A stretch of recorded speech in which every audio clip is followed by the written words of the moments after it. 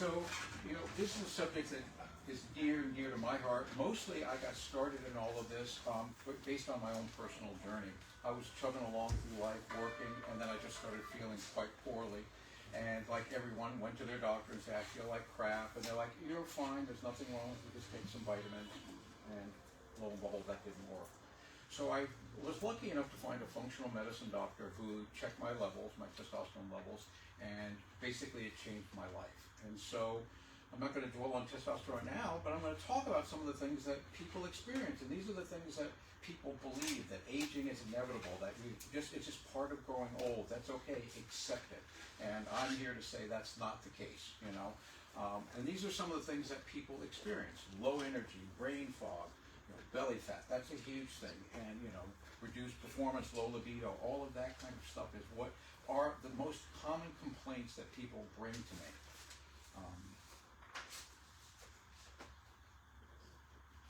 Belly fat. This is the big thing. This is where the dad bod comes into. Yes.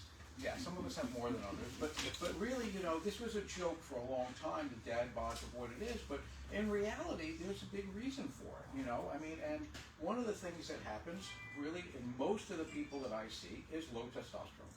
And because of that, our muscles don't burn as many calories, so eating the same amount of food causes us to gain weight. And what happens is you also lose a lot of energy and motivation, so we become a little bit more sedentary. And what happens when we become more sedentary? We sit. What do? We snack more. So it creates this vicious cycle of eating more, gaining more weight, then becoming less motivated. The problem is it develops other problems, like it says up there, metabolic issues. So people start developing hypertension, start developing diabetes, blood sugar problems, and the whole thing's called metabolic syndrome, which can, in most people, be unraveled with weight loss and testosterone therapy, because it gets people being more active, so they don't sit on the chair, so now they're secondarily not eating as much, so they're burning more calories, they feel better, so they want to exercise more, and it creates that. So that's one of the things. This is a big thing that people always complain about. Tired all the time. It doesn't matter how much I sleep. And people will have it. When they come in, they'll always have an excuse. Well, I work a lot. I have a lot of, I have kids, everything. I just am tired all the time. And I'll ask them, I say, well, how do you feel after a weekend? Or how do you feel on vacation? They feel exactly the same. So there's no relief in that, from that. And so that's one of the huge things that happens. Motivation goes down. So people who have their own businesses, who used to be go-getters, wanted to take on new tasks, new things, all of a sudden now just want to do the bare minimum to make it through the day. They don't want to do anything more. They even start to withdraw socially. They don't want to go out. They don't want to be around anyone. They just want to sit. And really the idea of that is if they sit and sleep more, they'll feel better. But that never really happens. So they become more irritable, all that kind of stuff. They just feel like they're out of gas.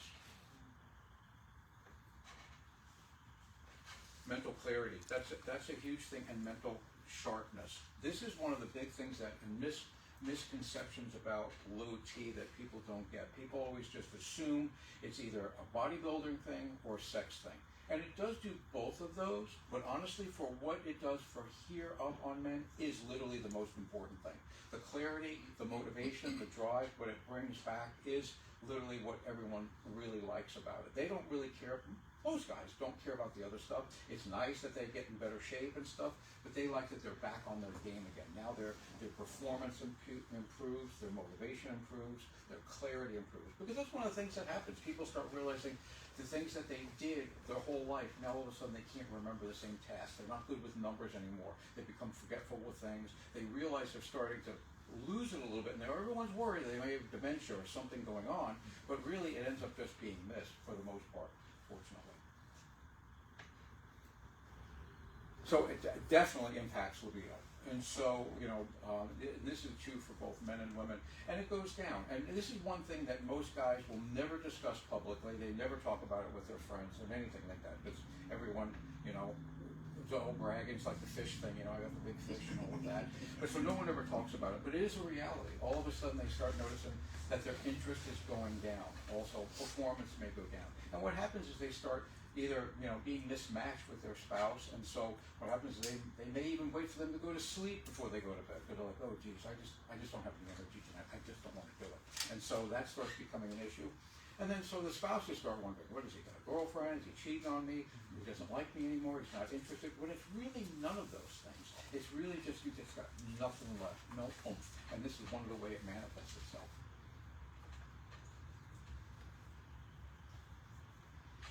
So these are things too. I mean, one of the big things here is recovering, and that's one of the things that we talk about with testosterone is really it impacts muscles, but more importantly than just making your muscles stronger and toned so you burn more calories, is when people work out. This is what they really see. They really see the response to exercise. So their workouts become much more effective. And then if they have hard workouts where they get sore, that recovery is much more shortened, where without it, it's very delayed. So now you're having a long period of recovery in between your workouts. You have no energy to work out, so it just becomes this cycle of not wanting to do it until those muscles are healing properly and recovering. The same is the same with the mental sharpness. So that's one thing that people notice right away, and they're back on their game.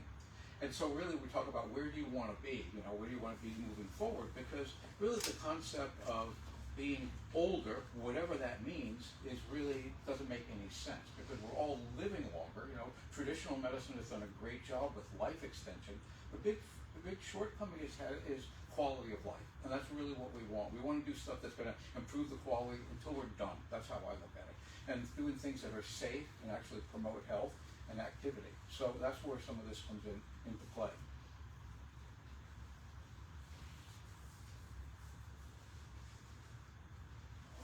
And that's some of the things that we do, because one of the things that we do when we do hormone optimization, we're not a one-trick pony, just look at that. We look at other stuff. We look at all of your other labs, your liver enzymes, your blood counts, your lipids, all of these things, iron levels, vitamin levels, because we want to optimize them.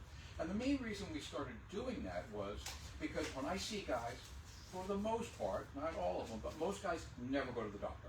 And so it's my one shot to see them. Guys, typically there's a joke, only go to the doctor when they're dying or if their dick doesn't work. And that's about it. And so when I get to see them, Ed, I want to look at everything. So I said, okay, I got you now. Let's try and optimize everything we got. So we go through everything and make a plan for how to do it. And really, testosterone therapy for most people is just the first line of stuff. They want to feel better. They want to, start looking better, have more energy, all of that. And then they want to, after that, and things are improving, then they want to start improving other aspects of their life because they have their mojo back. That's really what it is. That's really what that hormone does.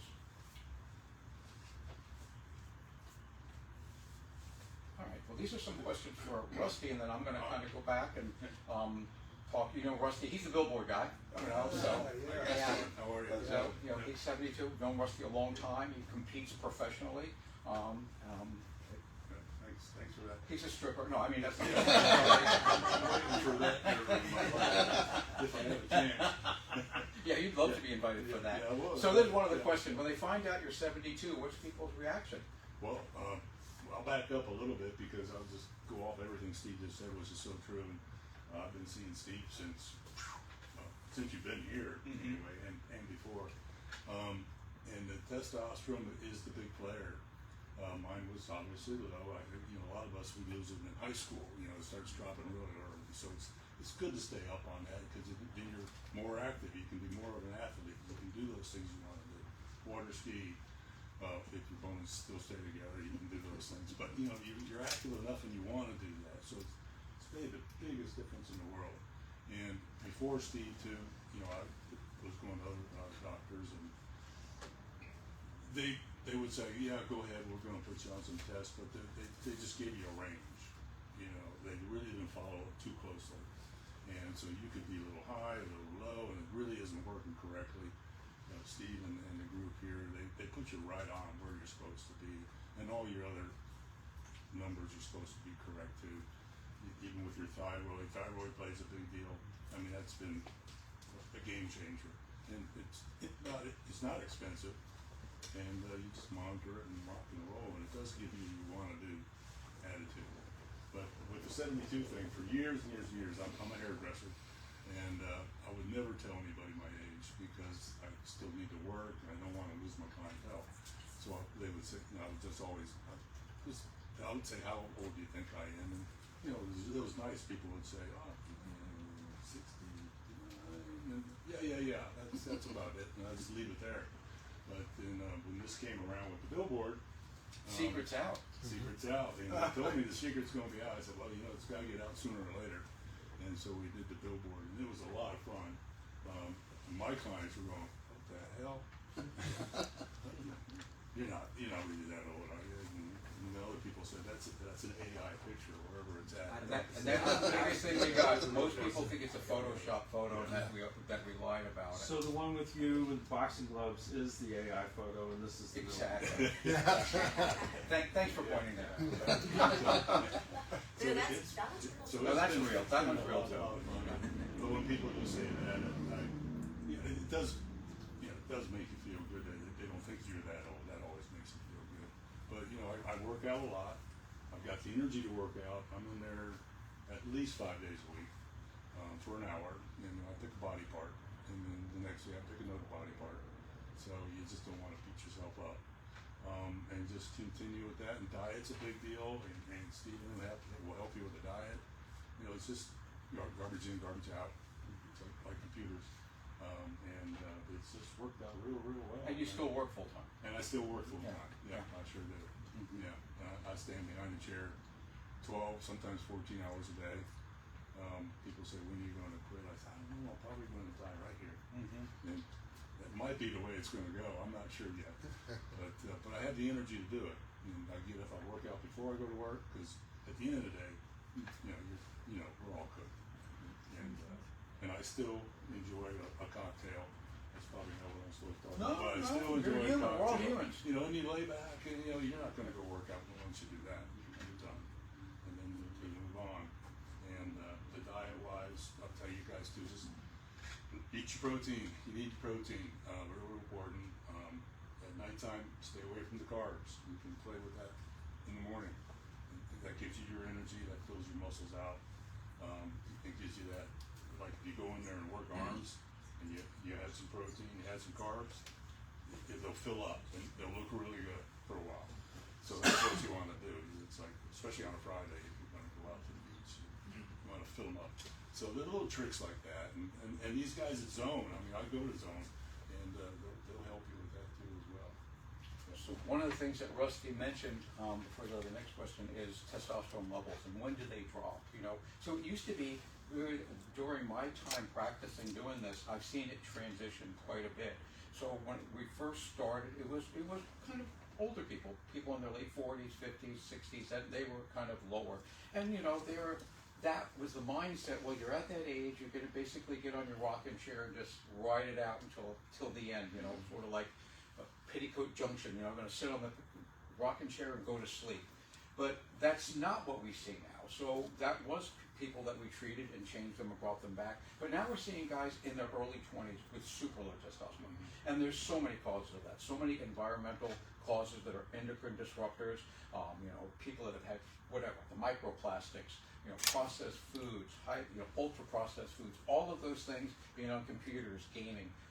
Who knows all of the causes, but I never saw people in their 20s and 30s. Now that's kind of the big group of people that I see whose testosterone is low, and then they're failing because guess what? They don't want to do anything. They don't even want to date. They have so low energy. So it's really something quite it's been really quite a big eye-opening experience in trying to change that. Yeah, and that's so true too. And years ago, people would say you're going to take testosterone. You're going to have a roid rage, but that's a different animal. You know, steroids is a whole different world, which I don't recommend. And but just getting your testosterone correct. And I think the big changer in my, like the sharpness that we're talking about, we got the testosterone correct, and my energy levels is good. You do lose your belly, you really, really do.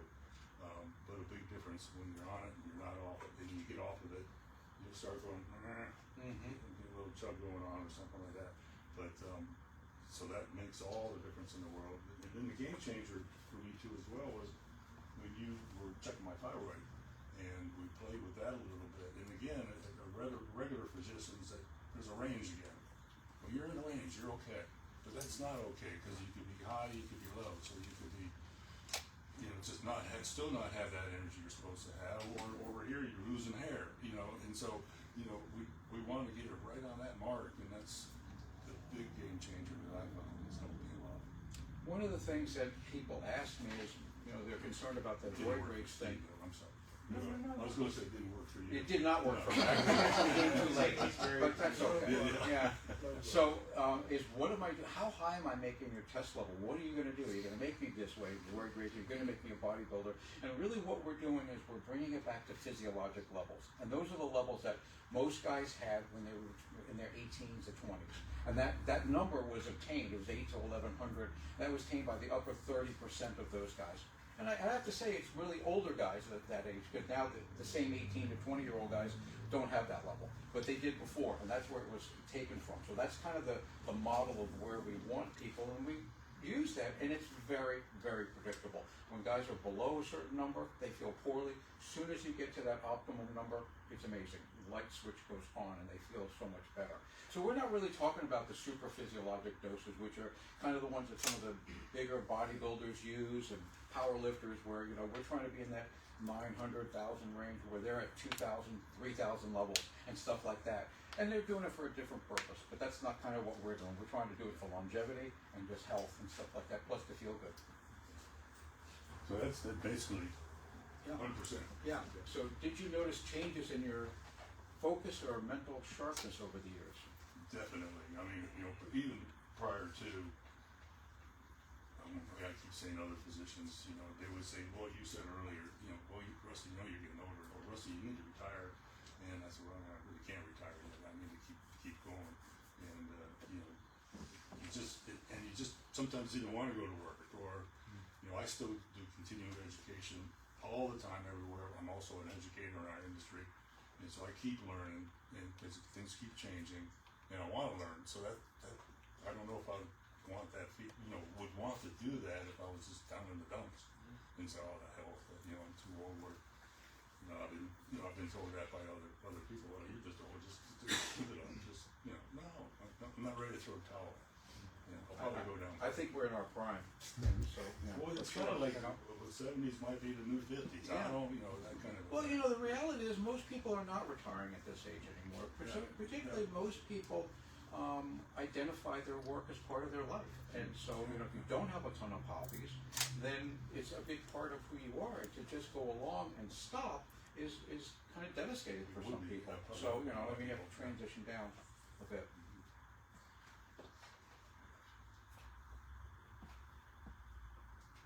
How did improving your health affect your confidence and intimacy? That was John's question. Yeah, I want He wants to know details. to know what it's like at 72 now. Couple of minutes, He's a pro. Yeah. Improving my health was a real game player where I was working out. I was with a particular trainer at one time, and you know, I said, you know, do you think I could win a competition in my category? Now, the neat thing with being this age, sometimes there's only a couple people up there in that category, so you might get a trophy because you're the only one. But now it's starting to turn out, they switching the categories around a little bit. So it gave me the confidence to say, okay, I'm going to do this, and really started working out hard and just lost more body weight, more water weight, so you get just cut and you show more muscles, and get up there on stage and do your little posing thing. And it wasn't in a bikini, guys. It was board shorts. I just didn't want to go to the bikini one. But it was a lot of fun. You know, you meet a group of guys that everybody's doing the same thing, and I thought it was going to be, you know, the guy's going to knock me over because I'm littler than him or something like that. But it wasn't like that at all. It was really great. So it gave me the confidence to do that. The other thing is, I was 57. I think that's when I got divorced. That's another story. But you know, that's down in the dumps time. And then I met my new wife, and she's quite a bit younger than me, quite a bit. And so, and things were great. You know, the confidence was great. It felt good. She's happy, and now we've been married 12 years, and I just every now and then I check with her. Are you still happy? Yeah, it's okay, good. Don't want to do that again. Yeah. So it does. It just gives you that confidence to move on and you know, start dating and you're good to go. Well, it's like you're just like the other guy, or better. because they might not be exercising and trying to make themselves feel better or look better and so on and so forth. Yeah. Yeah, and I'm just gonna throw something to Steve. Steve started working out aggressively, and he was told that at his age, he couldn't put on muscle mass, because, you know, he's older.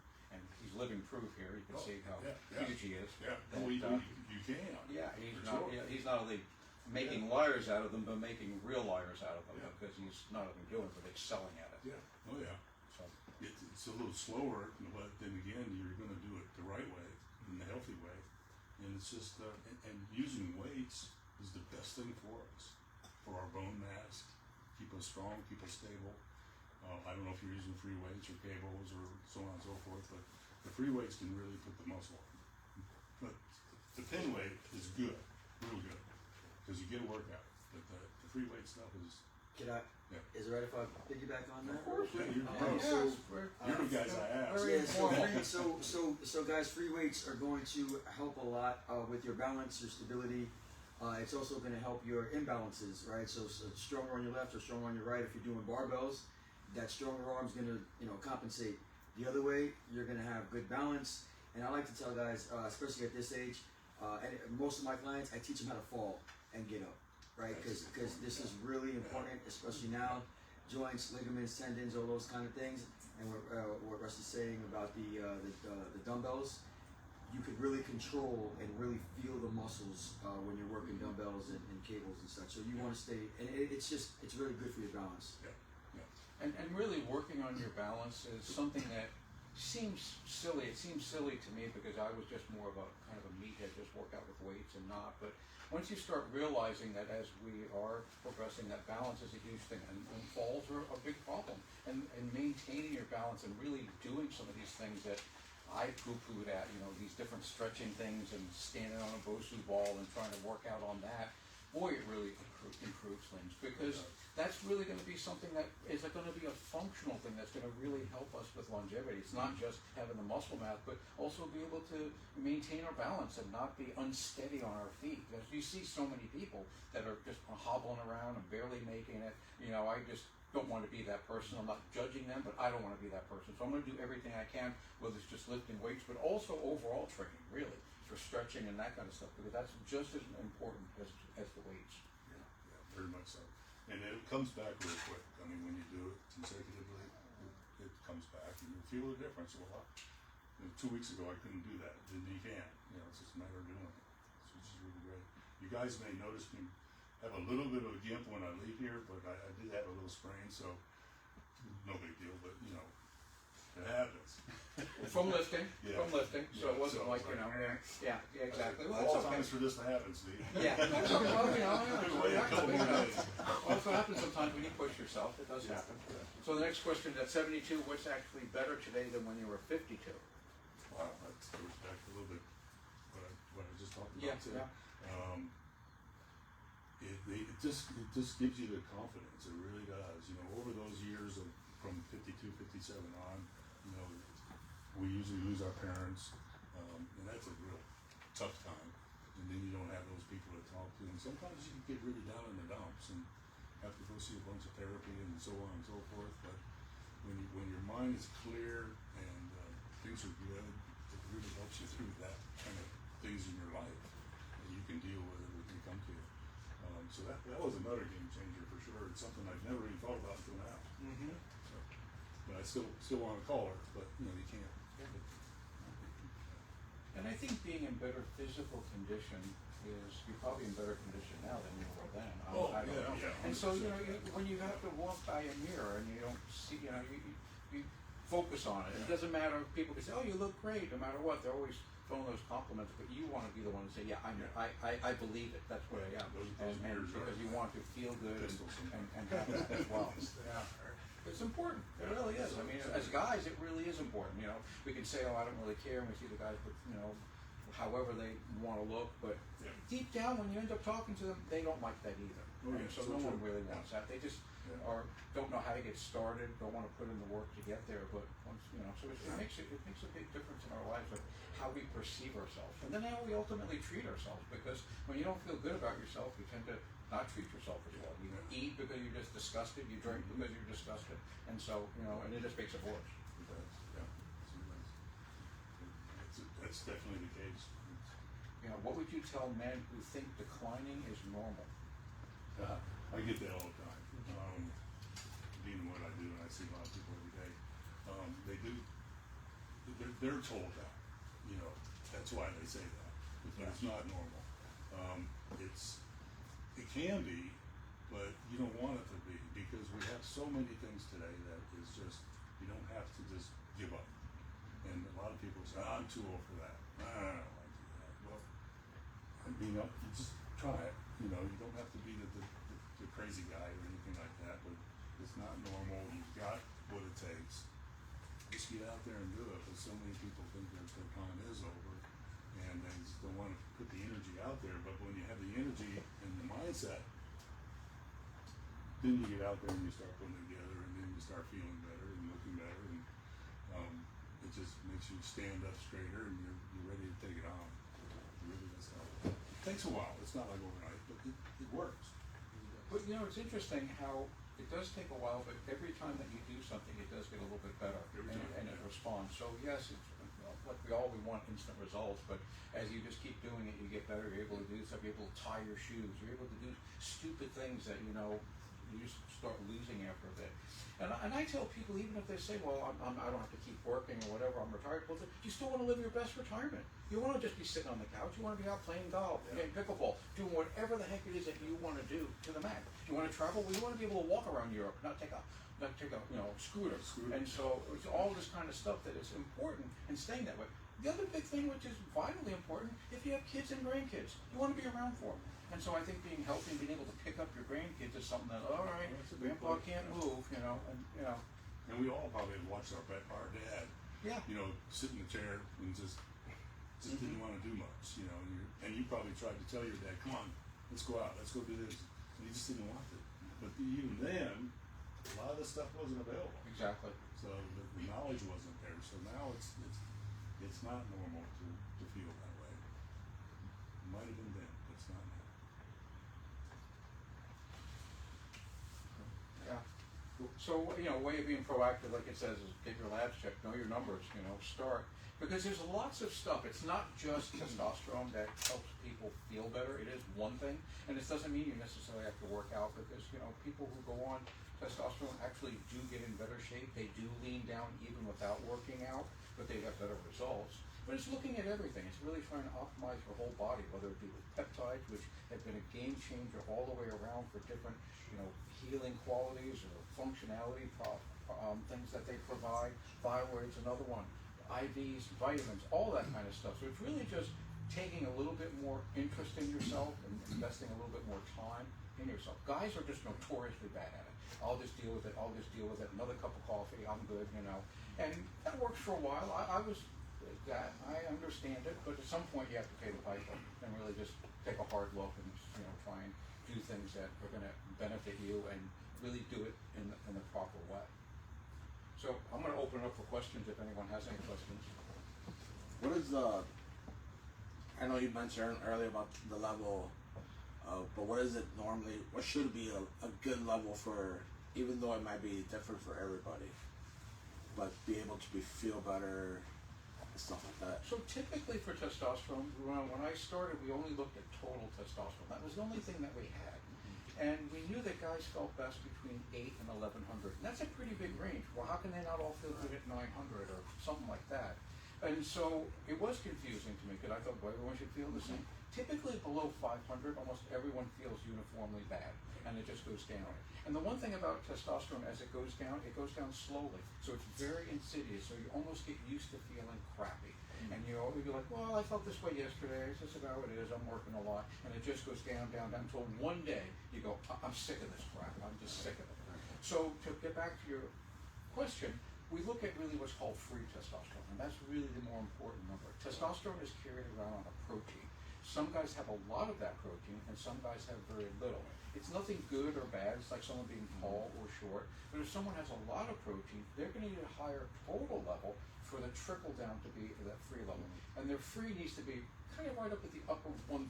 That's where guys feel best. If it's halfway, nope, they don't feel good. It's got to be right in that range. So that's why two guys could have, one could be at 800 and have that level good. One guy could be at 1100 and have that level good. So it's not like, you know, anything, well, you're by it because you're at 1100. No, it's really that number. You know, because you go do your normal blood work and stuff like that, and how you said, you know, you're in the range. You know, You're in the Well, range. the range they're talking about, and it's, the your range range is like from 200 something Exactly. to Well, that's you know the whatever. Lab, you so know? that's a lab reference, Right. You know, and that's the big problem is, unfortunately, like myself, I had really almost zero training in this before I started. You know, we learned a little bit in med school about testosterone, basically. You know, it was like a Friday afternoon. Yeah, testosterone's a male hormone. Okay, guys, see you guys Monday. And that's about it. Right, No real anything. Right. The way most doctors learn is by pass down, anecdotal stuff from their professor and their professor, and they don't know, so they just tell me, yeah, testosterone's bad. Don't worry about it. Right. And so, so the people just, so they don't know, so what do? They look at the lab, and the lab gives them a low and a high number. Right. That was just basically derived by the lab. The lab calibrates their machine, so they do 100 or 1,000 tests, and they get a low one and a high one. It really was never meant to be a treatment reference range, just as an indicator. And so they'll say you're in the range. Of course, who wants to be in that range? You know, it's like having your car being between empty and full. Okay, well, where is it? Well, you're in the range. Well, I want it to be full. Right. Yeah. Right. A couple of years ago, I had a cervical laminectomy fusion, and that's what I was feeling problems before that, but that's when things really started to go down for me. And the neurologist that did the neck surgery suggested I was probably suffering from low testosterone. Went to my family doctor. She did a blood work on me, and her response was that it's on the low side of the normal scale, but it's not worth it to So that means it's really low, if they're saying that. Yeah. Well, you know, I can tell you life events or other things that drop it down. You know, people who have got sick surgical things tend to drop it down again. Well, and so that's why that happened. the guy, I was living in Gainesville, and my family doctor, my primary care person, told me that that they thought I had rheumatoid arthritis, and that's why I was declining. It took me 9 months to get in to see a rheumatologist in Gainesville, and they told me, no, there's nothing, you don't have rheumatoid arthritis, your neck is messed up.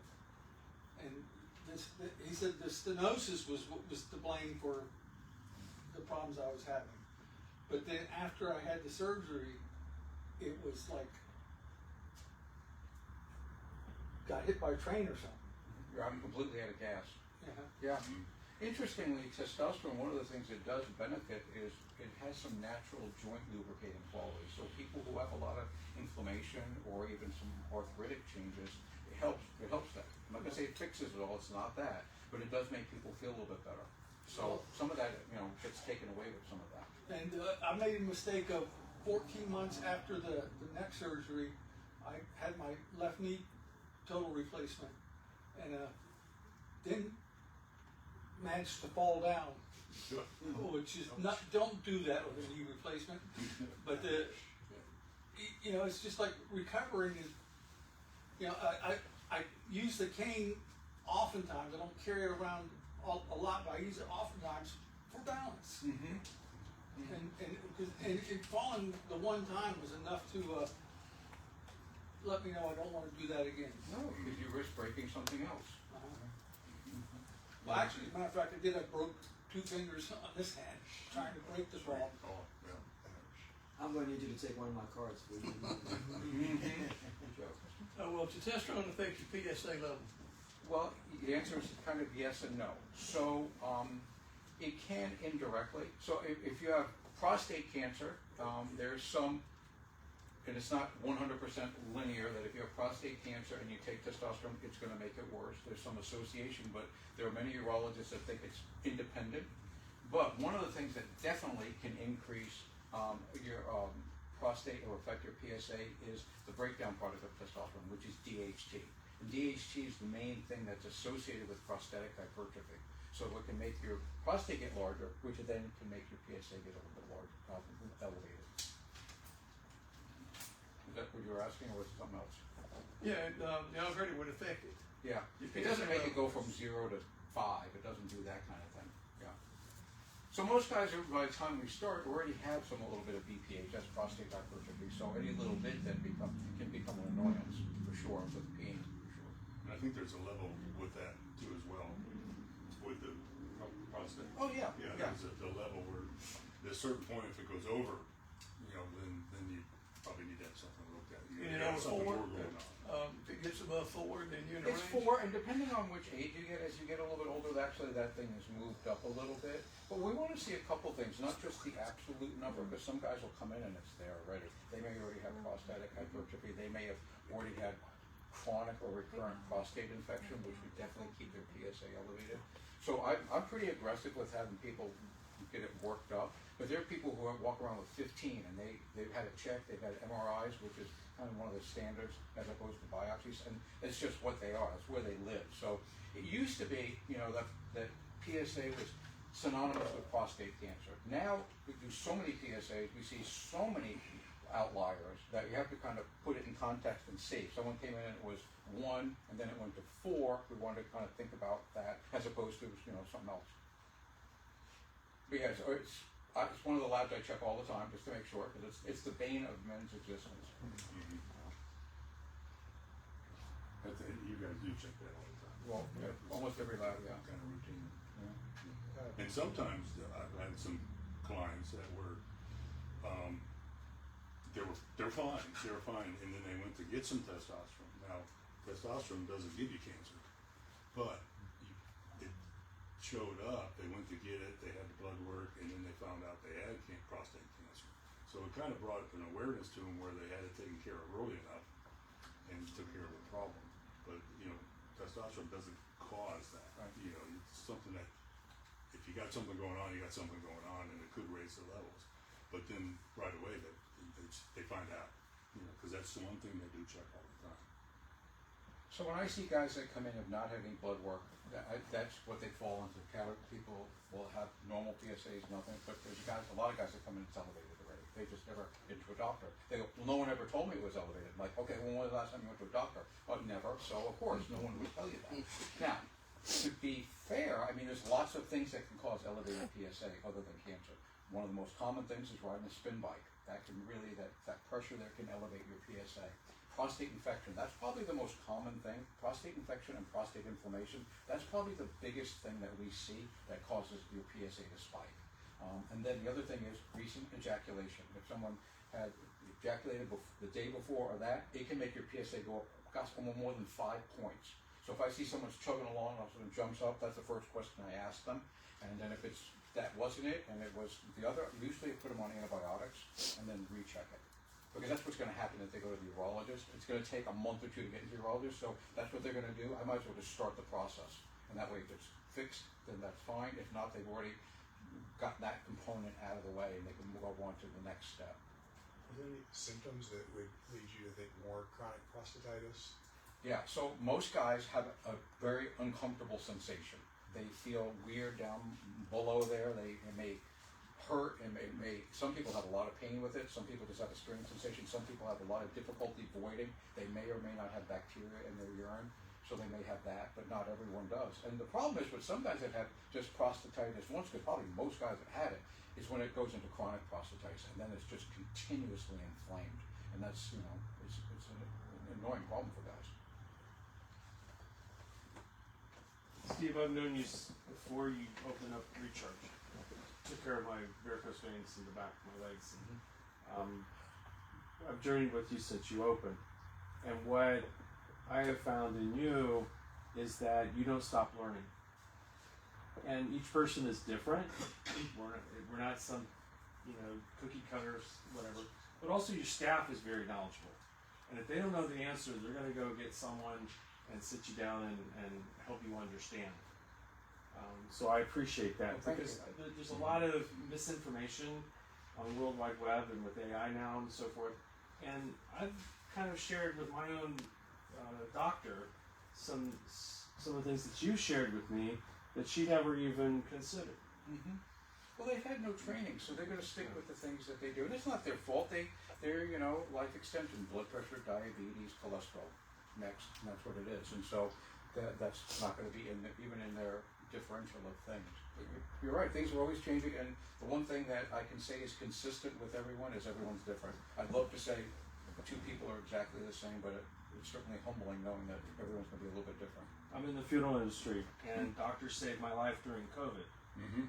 He started me on the immune shot, and that saved me because I was in the heart of all of that. Oh, yeah. While all of you were sitting at home watching television and trying to believe that you loved your spouses and your kids loved you and all that kind of stuff. Yeah.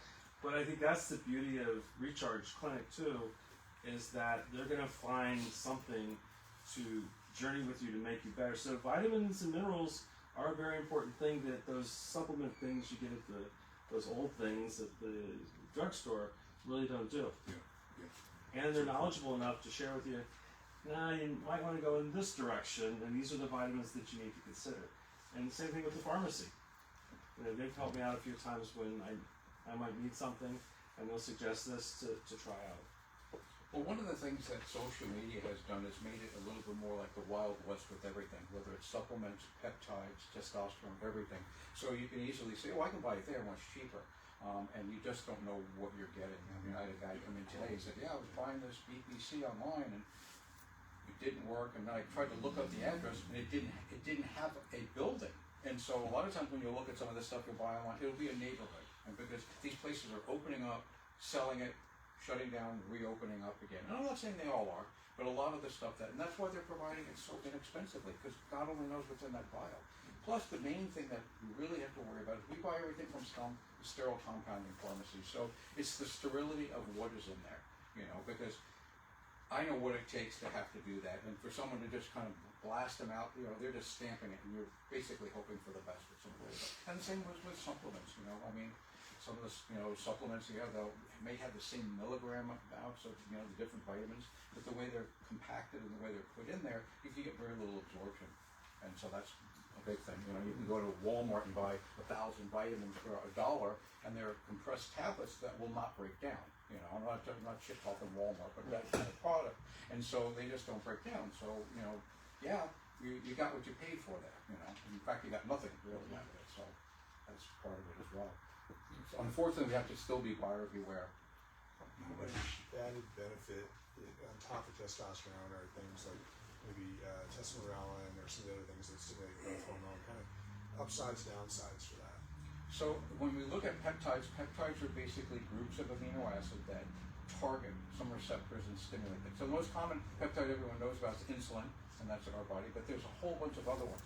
The GLPs, everyone knows about them. Things like semaglutide, tirzepatide, those are weight loss ones. They came out, and they've certainly been repurposed several times. It came out for blood sugar control, but then we found that it really did great for appetite suppression and weight loss, which then ultimately did control people's diabetes. And now they're being even repurposed again for inflammation and chronic inflammation, and even some obsessive behavior. So the thing keeps metamorphosizing into other things. But there's other peptides. There's ones for healing, which are like things like BPC 157, TD 500, things like that actually heal inflammation and torn ligaments. Then there's the growth hormone secreting ones. So growth hormone is another thing that tends to parallel go down as we get older with testosterone. So these peptides stimulate your pituitary to release growth hormone. It used to be thought that people's pituitary had no growth hormone left in it. That's why they were taking growth hormone. People were taking low doses for anti-aging. But realized that there's actually plenty there, it just wasn't being released. So these peptides stimulate your pituitary, and they release it actually quite physiologic throughout the day like we would normally do it. And there's a whole slew of them. There's Somorelin, Ipamorelin, CJC, Testosterone, and they all have kind of different strengths. Probably the strongest one of all of them is Testosterone. It really promotes the most visceral fat loss, more change in muscle tone, more leaning down, more mental clarity, things like that. Those are all administered by self-administered shots. That's about. Because orally, they get broken down very easily, so they're not quite as effective. Then there's other peptides for mental clarity, there's anti-aging ones, they just keep coming out with more and more ones as we go along. Some of them are really good, some of them, they're kind of a swing and a miss.